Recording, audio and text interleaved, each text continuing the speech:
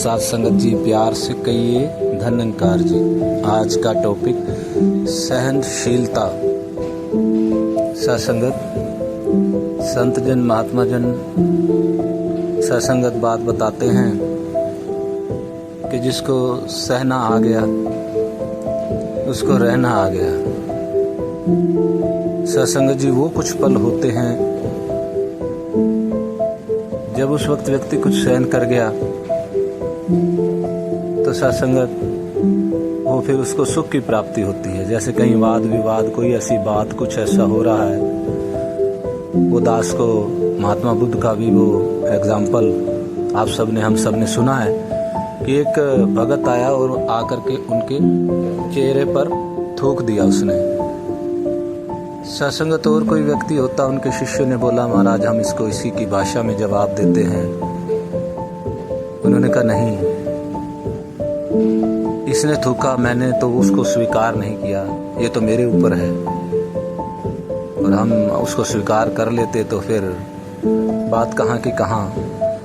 तो सत्संगत अवतार वाणी के अंदर बाबा जी ने भी, अवतार सिंह जी महाराज ने भी ये आशीर्वाद दिया कि ये सब संतों के गहने हैं। सब्र, शीलता, सहनशीलता, ये संतों के गहने हैं। इससे संत शोभायमान होते हैं।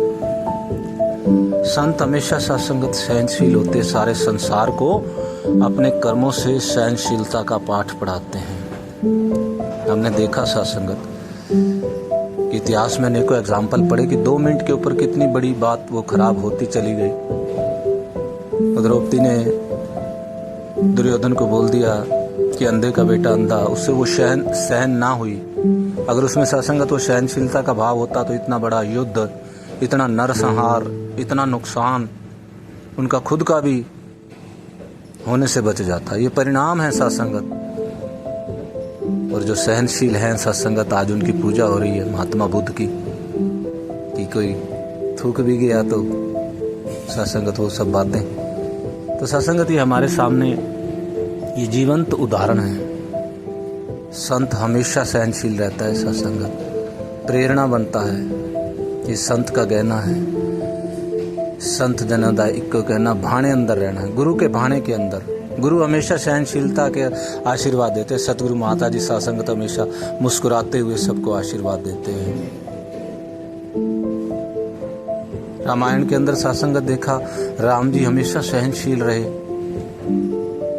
परशुराम जी क्रोधित हो रहे हैं, आपने धनुष तोड़ा, ये और वो, कितनी सहनशीलता से उनको बात को संभाला और फिर वो सामने वाला भी सहनशील हो गया, मजबूर हो गया उस सहनशील होने पर। छोटी छोटी बातें हैं सत्संगत। अगर हम इसको अपने जीवन के अंदर, इस सहनशीलता को, एक जो ब्रह्मज्ञानी संतों का गहना होता है, अपना लेंगे सत्संगत, तो कितने अच्छे रिजल्ट, एक गुरु के प्रचार बनेंगे सत्संगत कि महात्मा कितना सहनशील है। एक बार आपको वो व्यक्ति कुछ कह भी गया और आप सहनशील रहे सत्संगत, उसका भी मन झुक जाता है कि अरे यार मैं गलत हूँ। उसको फील होगा, वो आएगा क्षमा मांगने, मुझे क्षमा कर दो। सत्संगत ऐसी है ये सहनशीलता जो हमें सतगुरु ने दी है। ये गहने हैं, जाओ मेरे संतों, इन गहनों को पहनो, तुम्हारी शोभा बढ़ेगी। और सत्संगत ये बात फिर परिवारों के अंदर भी आती है कि कितनी छोटी सी बात के ऊपर वो दूसरे को वो बात लग जाती है और फिर वो परिवार टूट जाते हैं जरा सी बात के ऊपर। और सत्संगत जहाँ सहनशीलता होती है, प्यार होता है, वहाँ भक्ति का रूप बन जाता है वो घर।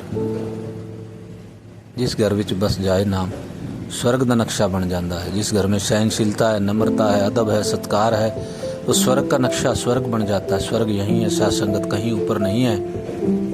तो आप सत्संगत इस गुण से जहाँ खुद सरोबार हों, जो गुरु ने सिखाया है, वो परिवार में भी जब मैं खुद ऐसा बनूंगा सत्संगत, तो फिर आगे सारा परिवार भी, और फिर जहाँ जहाँ जाऊँगा वो सारी हवा वहाँ पर वो प्यार की, सहनशीलता की बनती चली जाएगी। ऐसा सतगुरु सत्संगत हमारे से चाहते हैं।